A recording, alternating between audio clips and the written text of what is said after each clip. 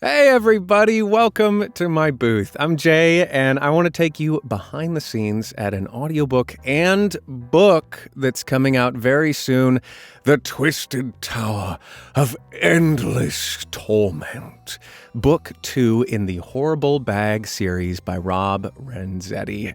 Rob is a wonderful author and highly accomplished animator. He's worked on a ton of different shows on Cartoon Network, Foster's Home for Imaginary Friends, for which he snagged himself an Emmy. He developed My Life as a Teenage Robot. He's worked on Gravity Falls. His resume is huge, and it shows up in a big way in his books. The characters, the world, they're all so vivid and fun and exciting. And as a storyteller, that's always really gratifying to be a part of that whole world when you get the opportunity. So I'm going to read a quick passage here from early in Book 2, The Twisted Tower. But before we dive in, if you like the stuff and you find it helpful, clicking the buttons helps me out, and I appreciate it very much. And if you want to pick these books up, I will link them both down in the description. They'll be available soon. Dates will be down there. And then, of course, if you haven't checked out Book 1, The Horrible Bag of Terrible Things, this section doesn't really have spoilers, but it builds upon some of the world there. So if you're a hardliner on spoilers on that front, maybe check out Horrible Bag and then come on back. With all that said, let's dive in. A little bit of context for this section specifically. You'll notice some highlighted bits here in my text. Those are just different characters speaking, which for this book, there were so many characters that I found that really helpful to do for myself. Additionally, Zenith has once again descended into the horrible bag, and he's being assailed by some unknown objects flying about the cavernous space in the horrible bag on his way to GrahBhag. So let's get... Whoosh! The first something dove at his head again. Zenith dropped to the ground to avoid the attack. His face landed next to a 2-foot gap in the oversized seam running along the bottom of the bag. The gap curled into a wicked grin and snickered. "Welcome back, you young fool," said Little Mouth. "Enjoying the reception we've arranged?" Zenith cursed his luck. He'd landed next to his least favorite mouth. He pressed his cheek to the floor as something whizzed past his head. "How are you throwing things without any hands? Are your sisters spitting things at me?" Little Mouth laughed. "You're as delightfully dim as last time. I'd say to watch your head, but there's not much inside worth saving. I think I'll try to keep it anyway." Zenith spotted Kevin's duffel bag lying a few feet to his right, crawled toward it, and continued to the nearest corner, dragging it behind him. Unzipping it hastily, he reached inside and pulled out the tennis racket, which he held in front of his face as he rose to his feet. The second something came fluttering towards his face once more. What Zenith had taken for a bird was a book. Flapping its pages like wings, it dive-bombed him. With an overhead swing, Zenith smashed it to the ground. The book lay there, stunned, its pages twitching spasmodically. Its front cover was partially stained by some dark residue, but Zenith could still read its title, Introduction to Physics. "Apogee's textbook?" "Yes, and unlike you, it's filled with useful knowledge," said Little Mouth. "That is indeed your sister's tome," said a second, deeper voice. Zenith heard the distinctive whoosh yet again, and turned in time to see something come spinning at him through the air. There was a loud splintering of wood as he swatted at it with the tennis racket and sent it ricocheting off into the darkness. "And that," continued Big Mouth, "is your bat. Book and bat, both abandoned by your neglectful owners after their last visit, and none too happy about it." The tennis racket's wooden head broke off its handle. Zenith dropped it and grabbed the hockey stick out of the duffel. "You're saying my baseball bat is attacking me?" "Silly questions. Stupid questions," sang Little Mouth.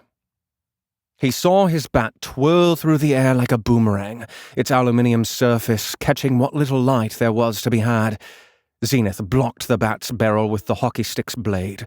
The bat pushed against the stick, trying to close the short distance to Zenith's face. The hockey stick's shaft fractured, but then the bat relented and spun off into the shadows once more. How is this happening?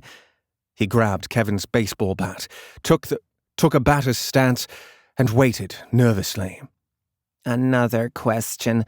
Less silly, still stupid, trilled Little Mouth. The bat came straight at his head. Zenith swung and connected with a loud crack that splintered Kevin's wooden bat and sent his own metal one into the upper reaches of the bag's interior. He heard it hit the far side, but it never dropped to the floor. Why would my bat want to attack me? He retrieved all 4 croquet mallets from the duffel and leaned them against the wall. Yes, said Little Mouth. Why is better than how.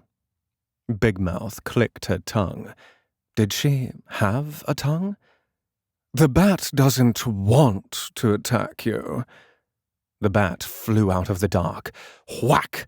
Striking the mallet he held and breaking its shaft. You could have fooled me. Zenith reached for another mallet.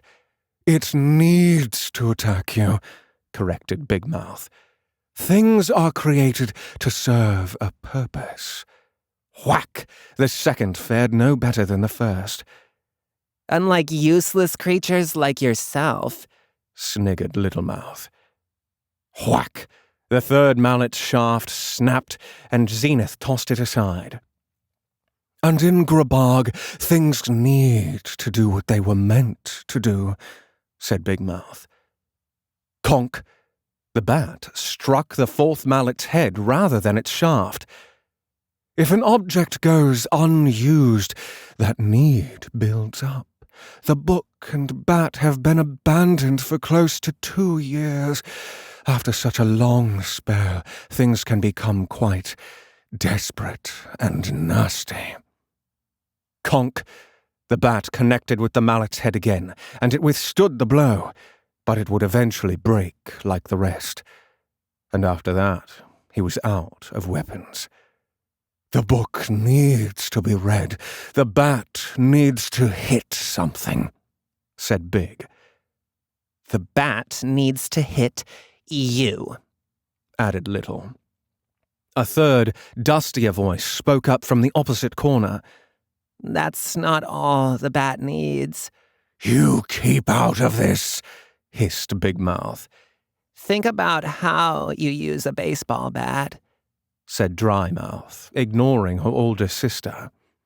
No fair giving hints, complained Little Mouth. Zenith tried to ignore the whooshing noise of the bat circling round for another attack and puzzled over what Dry Mouth had said. The answer came to him. He dropped the mallet and reached toward the shadows with open palms. The bat came twirling toward him once more, but then its spinning slowed, and it drifted gently into his open hands. Zenith gripped the handle. The bat vibrated, almost hummed, with pleasure. The bat needs to be held, said Zenith. Well done, said Dry. Drat, said Little. So a very fun passage that I just adore. And the thing that's really cool about this second book, as with lots of trilogies, really, or series of books, the first book, and this series is no exception, the first book, it is a standalone novel in and of itself, where it has a wonderful arc, a really great story. The whole journey is complete. But it also builds the foundation for this second book, which affords you, as the storyteller, as the author, a really wonderful opportunity to just get right into it, because you have this base that you're building from. And so all of the characters and the world you have an understanding of already, which allows you to get to deeper conflict much quicker, and it just gets much more gritty in a lot of ways. All of the webs are much more intricate this one because you're not just laying the groundwork for everybody.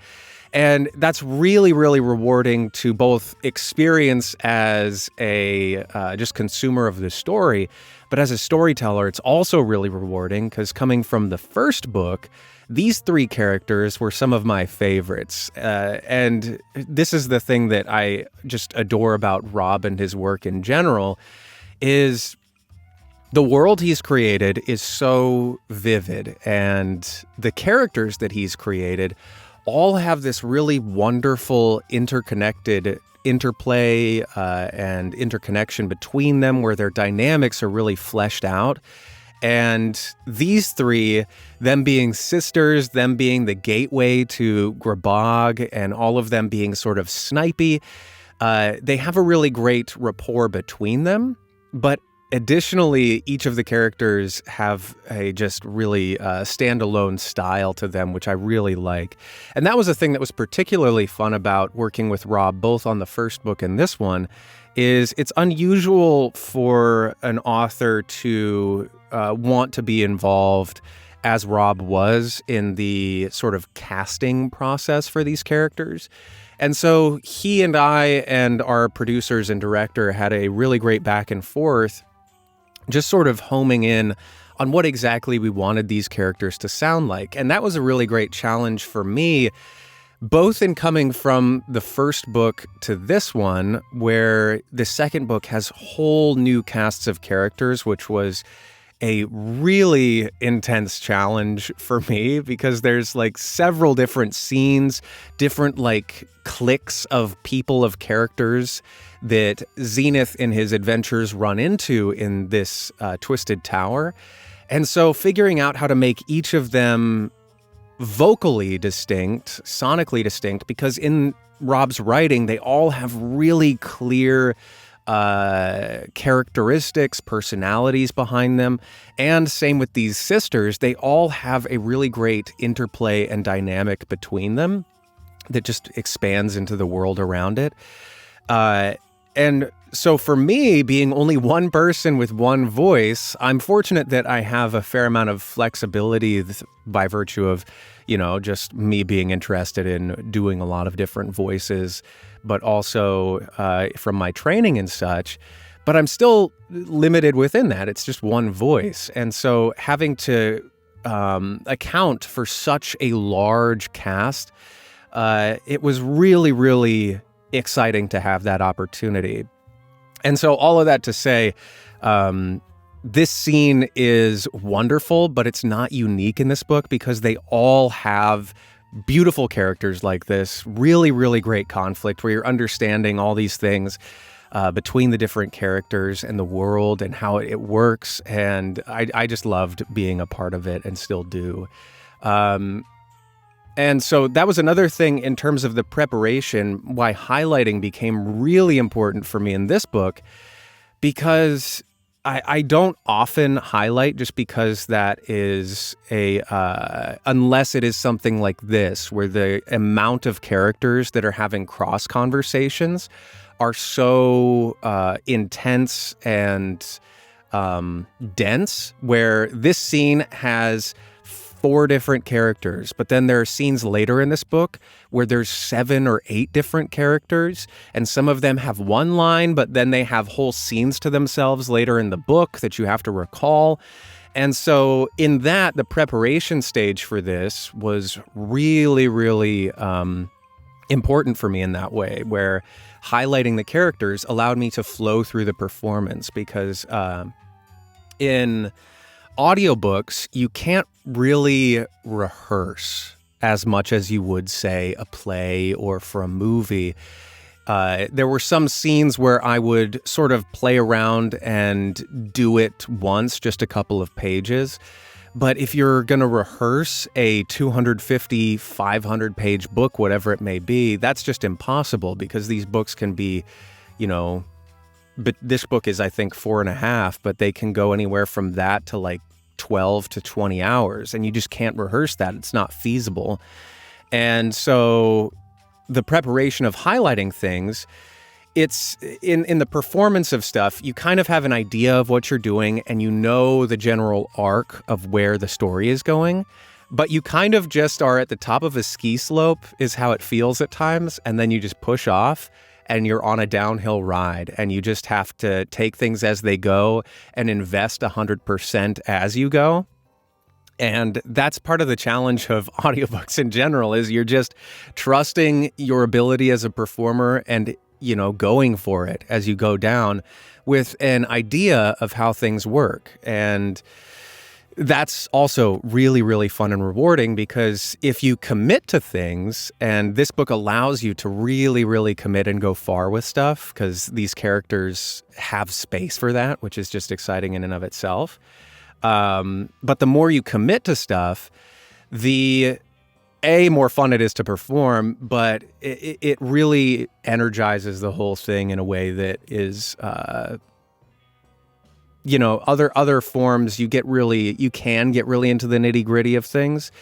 And this is a really good balance of just trusting the journey and taking the ride as you wish, which is, it was really enjoyable. Anyway, I'll leave it at that. If you have any other questions about this, audiobooks in general, this process, this book, hit me up down below and I'd be happy to talk more about it. But until the next one and of course, if you want to check out this book or this audiobook, that's linked down below once again. But until the next one of these, y'all, be well, everybody, and I'll see you there. Toodles.